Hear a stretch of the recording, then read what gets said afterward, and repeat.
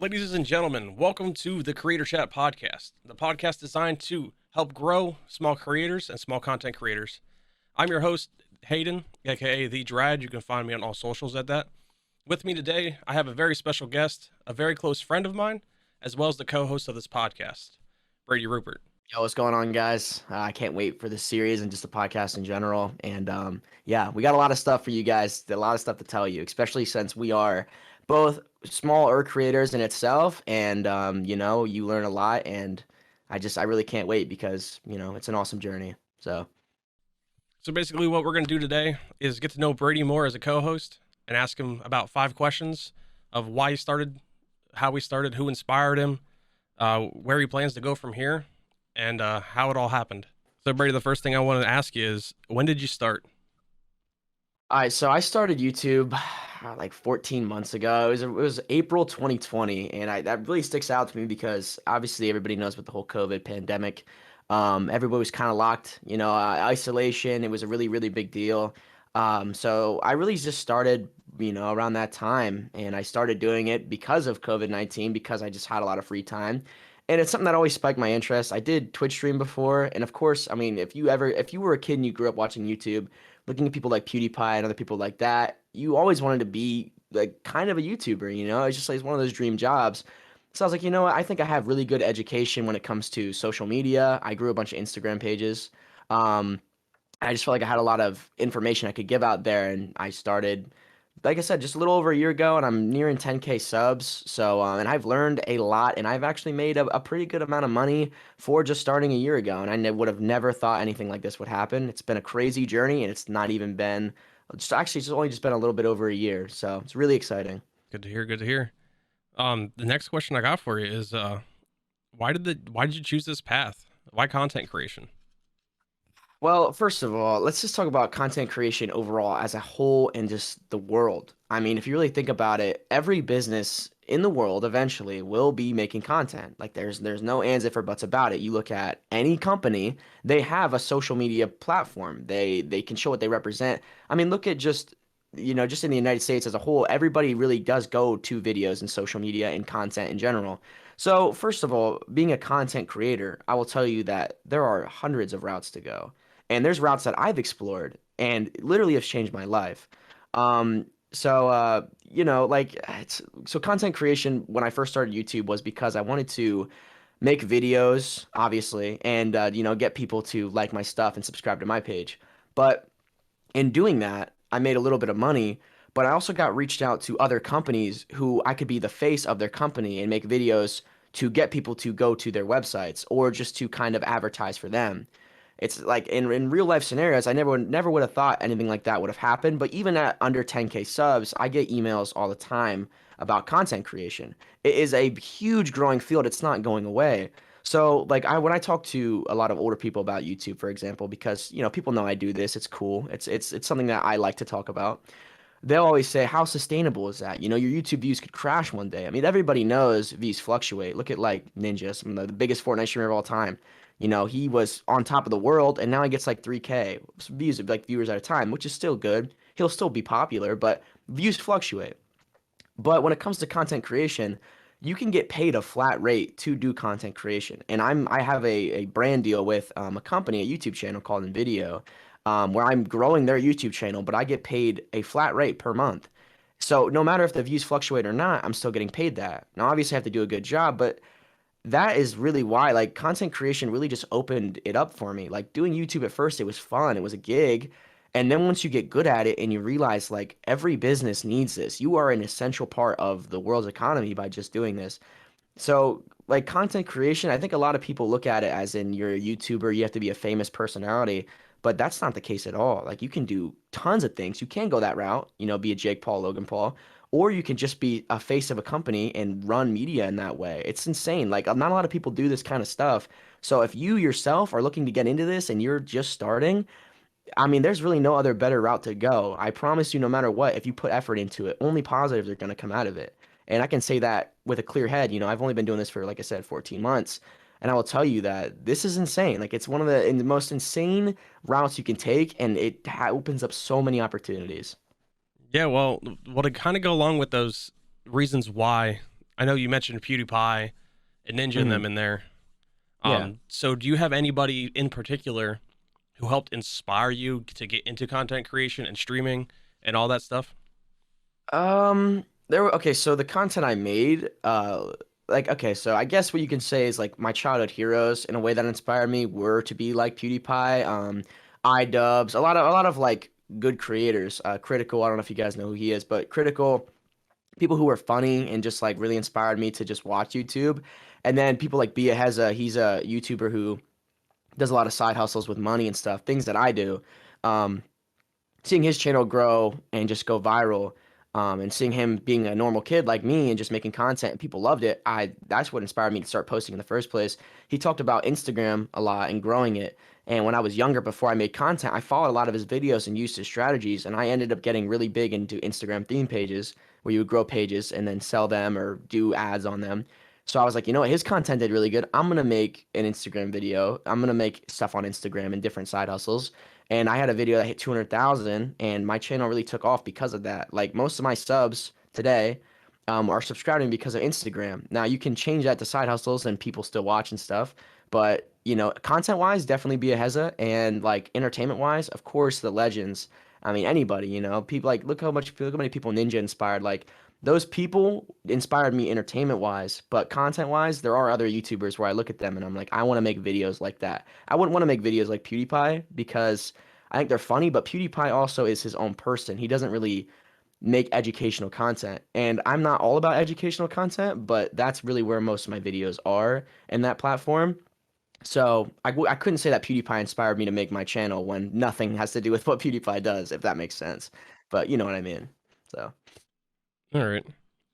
Well, now I want to kind of look into your future and where you plan on going and what you plan on doing moving forward, whether that be continuing your growth in with the Instagram and side hustles on YouTube, or be right. it something else with one of these other companies that you're getting offers for, or even like what you're doing future wise, going to Hmm. college, what you want to do for the rest Right, of your life, right. kind of thing.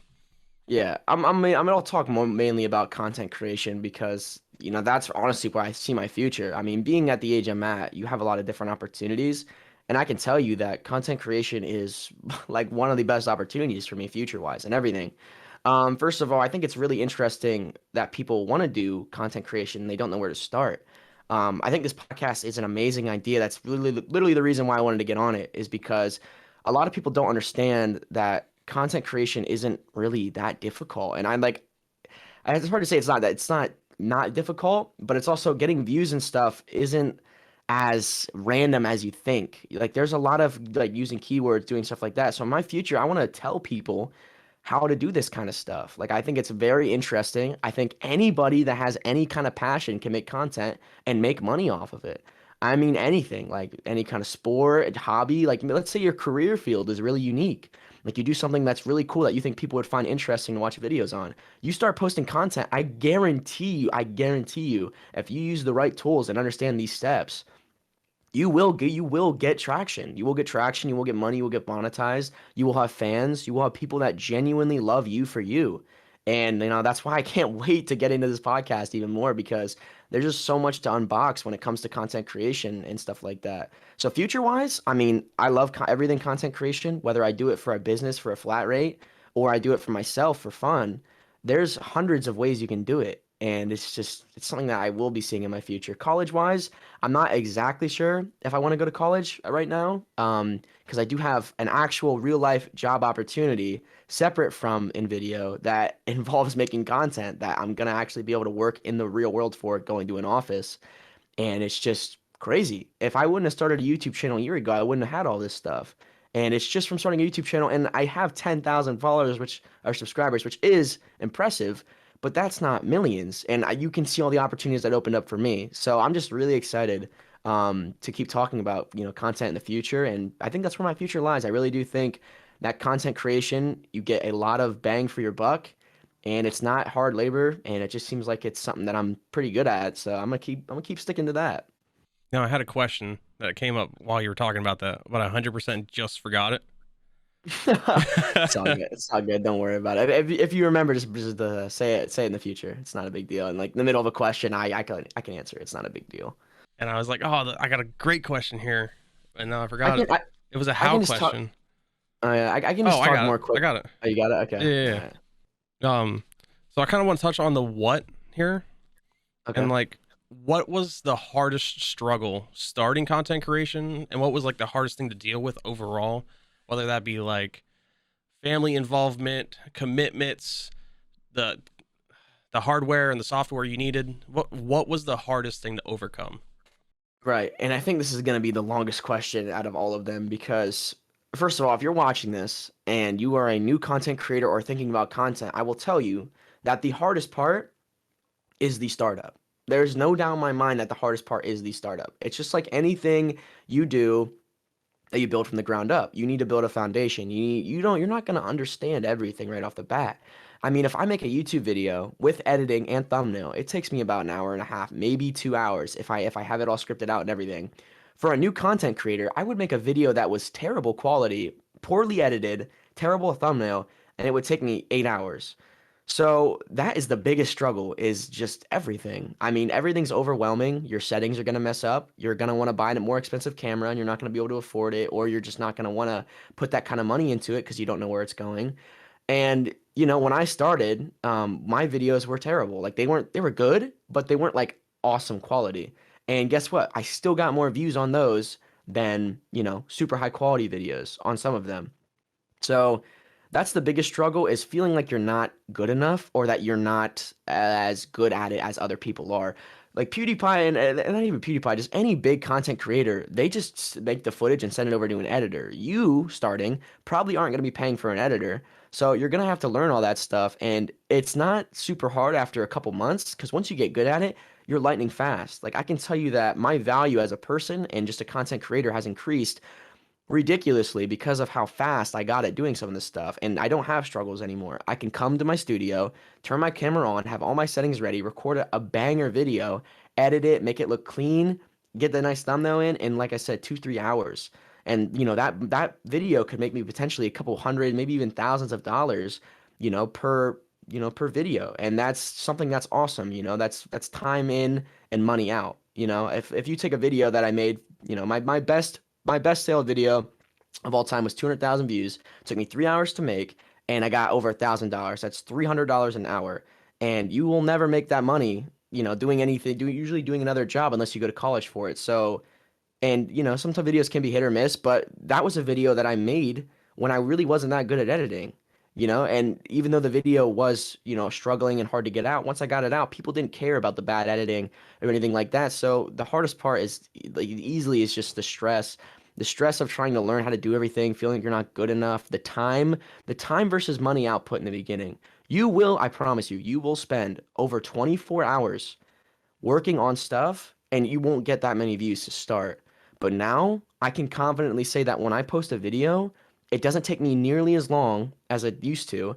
And the views are way worth it. Like every single thing is worth it. Posting, the money you get, the views, the comments, like so your subscribers end up helping you. So in the beginning, you feel like it's worth nothing and it's really hard to start. But once you get the ball rolling, it's the best thing ever because it's just super easy to do. You're confident in it. You appear more confident on camera. You're not worried more about the technical side of things as you're worried about your personal side, how you're reflecting yourself in the video. So, hardest part is the startup, and of course, it's all self-reliant. Nobody's sitting there pushing you. You don't have a boss saying, "Hey, you didn't put in enough hours," or "Hey, you didn't do this." It's all on you. So, you got family members that are like, "Hey, come out," and you have to say, "Oh, I want to work on my YouTube channel that has 10 subscribers." They're gonna take you as a joke. Like they're gonna be like, "Wow, like you can't even like you don't even make money." But now, since I started making money and I started getting subscribers, my family respects it, my friends respect it, and if I tell them, "Hey, I got to go work on my YouTube channel," they're like, "All right, I understand." But in the beginning, it's really hard, especially like, if you show your family members your YouTube channel and you got 10 subs, like people are going to be like, okay, who cares? But that's the glory of it is the startup because you get to learn everything. And now I know everything to do. Like I know a lot about cameras. Hayden, he's taught me tons of stuff about Photoshop. I mean, just when we started getting closer and talking about making this podcast, he showed me how to use Photoshop well and Premiere Pro well, and it's made my editing and my video editing and my thumbnail skills out of this world. And like I said, you just got to get that ball rolling, and then it has that snowball effect. And that's a struggle that every content creator ever dealt with, ever. Every time everybody tries to start making content, most of them fail. Most of you guys might fail if you do not understand that it's going to be a struggle in the beginning.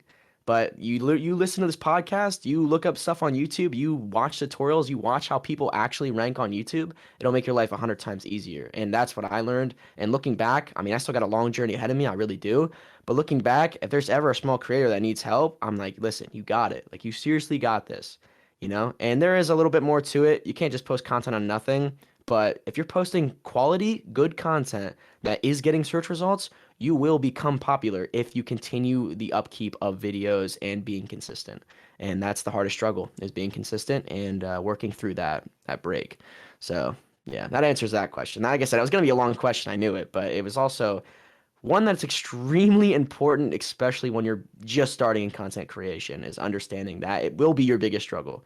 That's all that. So Yeah, absolutely.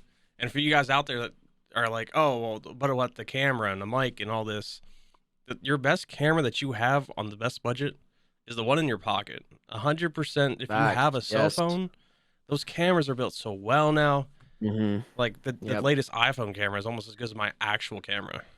Yep. And yeah, that's another thing. People think that you need like the YouTuber setup and the awesome camera. With your cell phone and a decent mic, under $100, probably even under 50, you Yep. can make YouTube content that can go viral and will get you monetized. There's channels out there that have way more subscribers than me that don't have this beautiful $1,000 mic and this $1,000 camera. I like the super professional, clean, aesthetic-y look and the beautiful audio, but it's not needed. It's not necessary. So, that you brought up a great point by saying that too.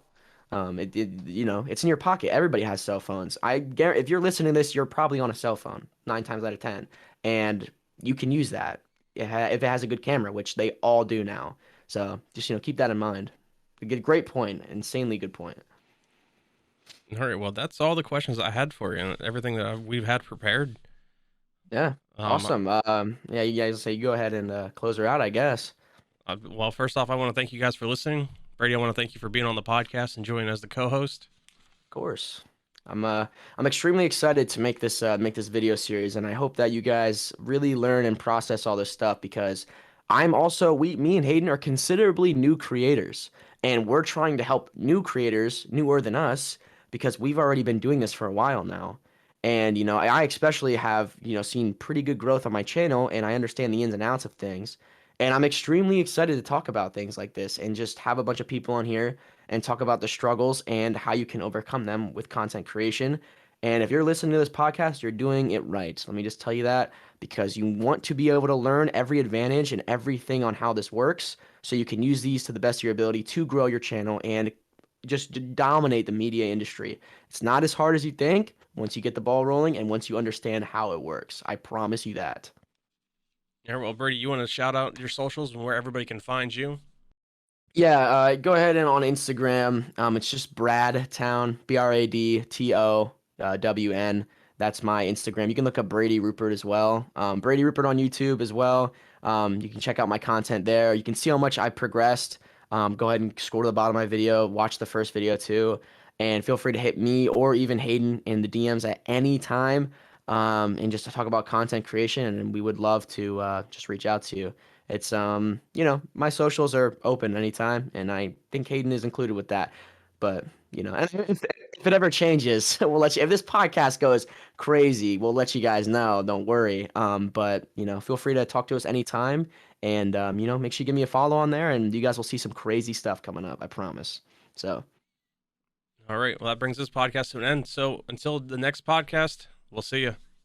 yeah, but enjoy the day, I guess, guys. See you in the next episode.